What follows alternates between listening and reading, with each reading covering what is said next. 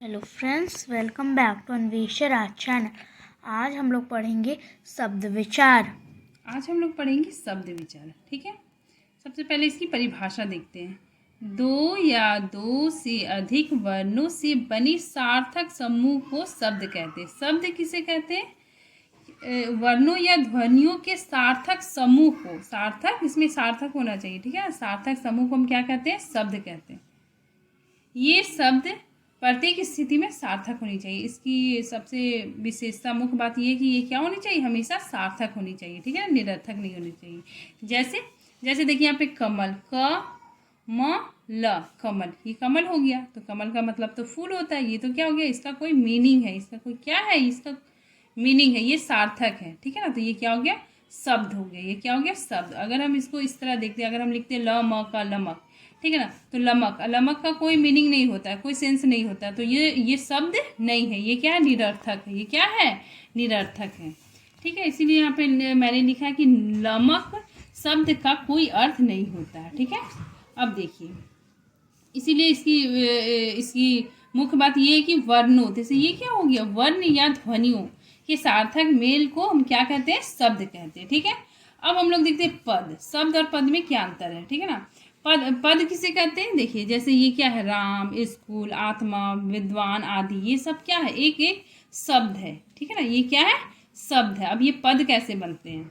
देखिए, ये सब क्या है? अपने अपने अलग अलग में है। ये मतलब अपने आप में स्वतंत्र है। अगर हम इसको लिखते हैं कि राम, यही सेंटेंस को हम अगर यही शब्द को हम सेंटेंस बना के लिखते हैं कि राम स्कूल जा रहा है, तो ये क्या हो गया? ये पद बन गया। ये शब्द क्या बन गए? पद बन गए। ठीक है ना, इसीलिए मैंने यहाँ पे लिखा है ये शब्द जब तक वाक्य में प्रयुक्त नहीं किए जाते, जब तक इसका वाक्य में प्रयोग नहीं होता, तो ये क्या होता है? स्वतंत्र होता है। ठीक है ना, लेकिन वाक्य में प्रयुक्त होकर व्याकरण के नियमों में बंधने से ये क्या हो गया? वाक्य में बंध गया। ठीक है, तो व्याकरण के नियमों में बंधने से ये शब्द ना रहकर पद बन गए। ये क्या हो गया? शब्द ना रह के पद बन गया। ठीक है, अब आपको शब्द और पद में समझ में आ गया होगा कि ये जो अगर ऐसे लिखा हुआ ये स्वतंत्र रूप में, तो ये क्या हो गया? शब्द। अगर हम इसको वाक्य बना के लिखते हैं, ठीक है ना, व्याकरण के नियमों के अनुसार, तो ये क्या बन गया? पद। ठीक है, अब हम देखते हैं शब्द के प्रकार। शब्द के 4 प्रकार होते हैं। शब्द के कितने प्रकार होते हैं? 4 प्रकार होते हैं। उत्पत्ति के आधार पर, बनावट या रचना के आधार पर, प्रयोग के आधार पर और अर्थ के आधार पर। ठीक है, अब देखिए शब्दों का वर्गीकरण हम ऐसे इसका डायग्राम बनाए। ठीक है ना, देखिए उत्पत्ति के आधार पर भी 4 होते हैं। ठीक है ना, तत्सम, तद्भव, देशज, विदेशज, संकर। ठीक है, फिर देखिए रचना के आधार पर कौन कौन होते हैं? रूढ़, यौगिक और योग रूढ़। ठीक है, अर्थ के आधार पे दो भागों में कैटेगराइज किया। एक होता है सार्थक, एक होता है निरर्थक। ठीक है, देखिए सार्थक में ये सब आ गया, पर्यायवाची, विलोम, एक अनेकार्थी, एकार्थी, ये सारे शब्द आ गए। ठीक है, और ये निरर्थक में कैसे? ये वाणी, वोटी, बान आते से हम लोग बोलते हैं ना, रोटी वोटी, पानी वानी, तो ये क्या है? निरर्थक शब्द है। ठीक है, अब देखते हैं हम लोग प्रयोग के आधार पर। प्रयोग के आधार पर कौन कौन से होते हैं? एक होते हैं विकारी और एक होता है अविकारी। ठीक है ना, अविकारी को अव्यय भी कहते हैं। ठीक है, चलिए अब हम इसको पढ़ते हैं कि अर्थ के आधार पे कितने भेद होते हैं। ठीक है ना, अर्थ के आधार पे कितने भेद होते हैं? 2 होते हैं। एक होता है सार्थक, एक होता है निरर्थक। ठीक है, हम इसको ट्रिक से भी याद कर सकते हैं। पहले आप अर्थ लिखो। ठीक है ना, तो हम इसमें क्या करते हैं? वर्ण काउंटिंग करते हैं। अच्छा, ठीक है ना, ये लेटर हम काउंटिंग करें। ये कितना है? 1। ये कितना है? 1। तो दोनों को काउंट करिए तो 2। तो यहाँ पे एग्जाम में पूछा जाता है कि अर्थ के आधार पर कितने भेद होते हैं, तो आप आराम से आप अर्थ लिखोगे, यहाँ पे काउंटिंग करोगे तो आपको पता चल जाएगा कि कितना हो जाएगा? 2। ठीक है ना, वर्णों के आधार पे हम क्या करते हैं? इसकी काउंटिंग कर लिए। ये 1 हो गया, ये 1 हो गया, तो दोनों मिला के 2 हो गया। तो अर्थ के आधार पे 2 हो गया। ठीक है, अब देखिए सार्थक शब्द किसे कहते हैं? वर्णों के जिस समूह का कुछ अर्थ सार्थक निकलता हो। ठीक है ना, वर्णों का ऐसा समूह जिसमें क्या हो? उसका कोई मीनिंग निकलता हो। ठीक है ना, तो उसे क्या कहते हैं? सार्थक शब्द कहते हैं। जैसे यहाँ पे कमल, माता, महल आदि। ठीक है, नेक्स्ट हम लोग आते हैं निरर्थक शब्द। इसमें क्या होता है कि वर्णों के जिस समूह का कुछ अर्थ नहीं निकलता है। ठीक है ना, कुछ अर्थ, कोई मीनिंग ही नहीं निकलता है, तो उसे क्या कहते हैं? निरर्थक शब्द कहते हैं। ठीक है, ये प्रायः सार्थक शब्दों के साथ बोले जाते हैं। ये प्रायः क्या किए जाते हैं? सार्थक शब्दों के साथ बोले जाते हैं। जैसे देखिए रोटी वोटी। देखिए अब वोटी का मतलब क्या होता है? कुछ भी नहीं होता, ये तो निरर्थक है, फिर भी क्या करते हैं लोग? इसका इस्तेमाल करते हैं। ठीक है ना, इसको यूज़ करते हैं, तो क्या हो गया? रोटी वोटी। दूध दूध दूध वूध, ठीक है, पानी वानी, ऐसे हम लोग बोलते हैं। तो ये क्या हो गया, ये सब निरर्थक शब्द है, ठीक है।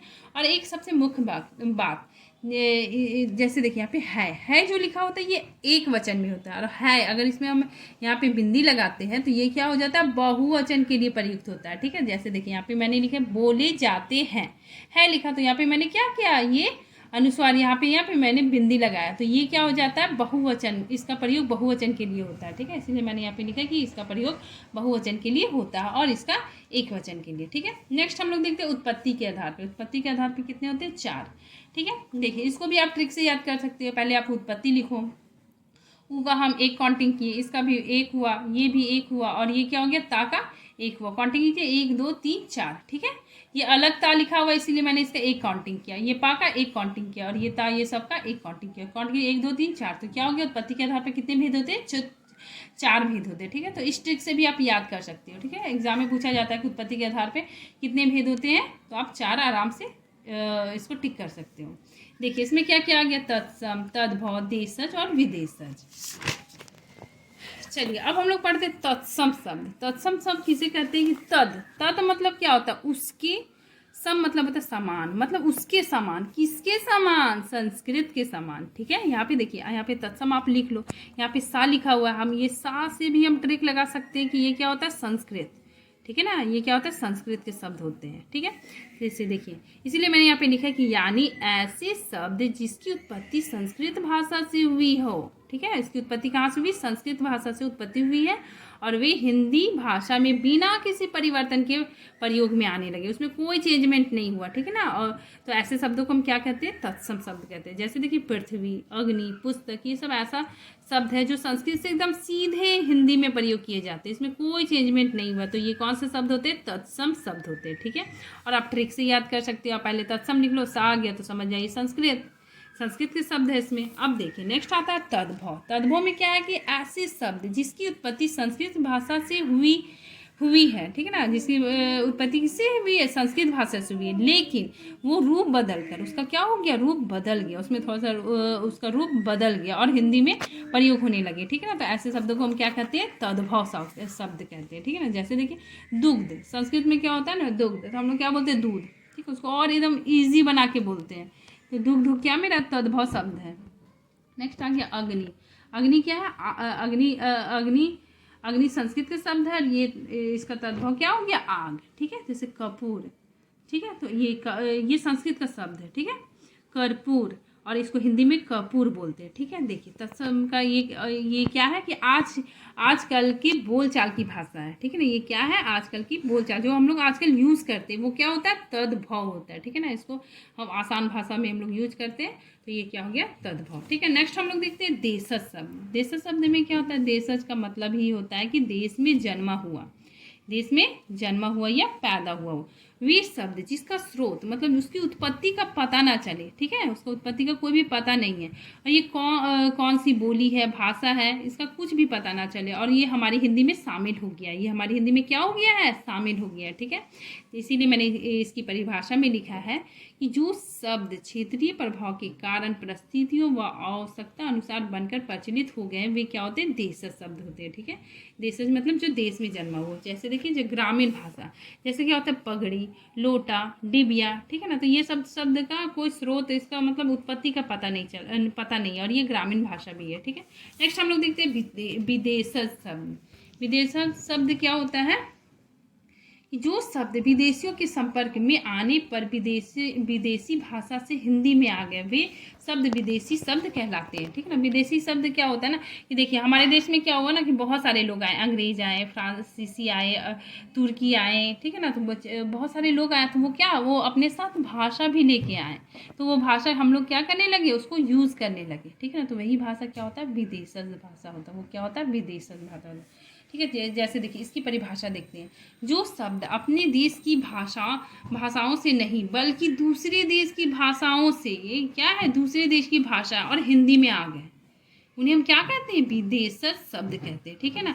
और हम इसका यूज़ हमेशा मतलब इन शब्दों का इस्तेमाल हम अपने जीवन में, अपने रोज़मर्रा की ज़िंदगी में भी यूज़ करते हैं, ठीक है ना। देखिए इसमें कौन कौन से शब्द आते हैं, फ़ारसी, अरबी, अंग्रेजी, तुर्की, पुर्तगाली, फ्रांसीसी, जापानी, चीनी आदि भाषाओं के शब्द आते हैं। देखिए अंग्रेजी का भाषा जैसे डॉक्टर हम लोग यूज़ करते हैं, लेकिन ये क्या है, विदेशी शब्द है। हॉस्पिटल, रेडियो, ये सब क्या है, विदेशी शब्द है, ठीक है ना। फारसी का शब्द देखिए आराम, अफसोस, चश्मा, तो ये सब क्या है, विदेशी शब्द है, ठीक है ना। उसी तरह यहाँ पे देखिए अरबी के भी शब्द है, औरत, इनाम, अकल। देखिए तुर्की लोग जब आए थे ना, तो वो आप ये ट्रिक से याद कर सकते हो कि ये आक्रमण की चीज़ें लेके आए, ठीक है, जैसे तोप, तलाश, चाकू, बारूद, ठीक है। तो ये क्या है, तुर्की शब्द है, ये सब क्या है, तुर्की शब्द है। जापानी में देखिए रिक्शा ऐसा शब्द है जो क्या है, विदेशज है, और ये जापानी शब्द है। चीन का कौन सा, चाय और चीनी, ठीक है ना। तो ये क्या, चीन का चाइनीज शब्द है, ठीक है। इसीलिए मैंने यहाँ पे लिखा है कि इन शब्दों का इस्तेमाल हम रोज़मर्रा के जीवन में करते हैं, मतलब हम लोग रोज़मर्रा की जीवन में करते हैं, लेकिन हमको पता नहीं चलता कि ये कौन सा अरबी शब्द है कि फारसी शब्द है, ठीक है। तो ये सब क्या आ गया, विदेशी शब्द। अब नेक्स्ट आ गया मेरा संकर शब्द। संकर का मतलब ही होता है मिला हुआ, ठीक है ना, उसमें कुछ मिश्रित है, मिला हुआ है, ठीक है।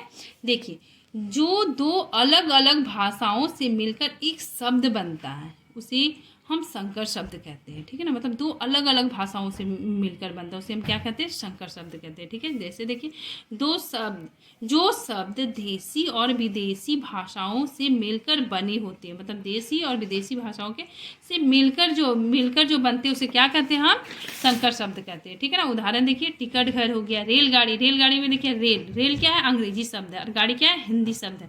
तो ये क्या हो गया, रेलगाड़ी, ये क्या हो गया मेरा संकर शब्द, ठीक है ना। इसका हिंदी शब्द हम इस्तेमाल नहीं करते हैं, ठीक है ना। तो ये क्या हो गया मेरा संकर शब्द, ठीक है। इसको बोलते हैं हिंदी में लौपथगामिनी, ठीक है। तो इसका यूज़ नहीं करते हम लोग, डायरेक्ट रेलगाड़ी बोलते हैं, जो क्या है, संकर शब्द है, ठीक है। जैसे टिकट घर में भी देखिए टिकट क्या है, अंग्रेजी शब्द है, घर क्या है, हिंदी शब्द है। तो ये क्या हो गया, संकर शब्द हो गया, ठीक है। बस इतना ही है, नेक्स्ट पार्ट हम अगली वीडियो में बनाएंगे। Thank you friends. अगर आपको हमारा वीडियो अच्छा लगता है तो लाइक कीजिए, सब्सक्राइब कीजिए और ज़्यादा से ज़्यादा शेयर कीजिए। Thank you.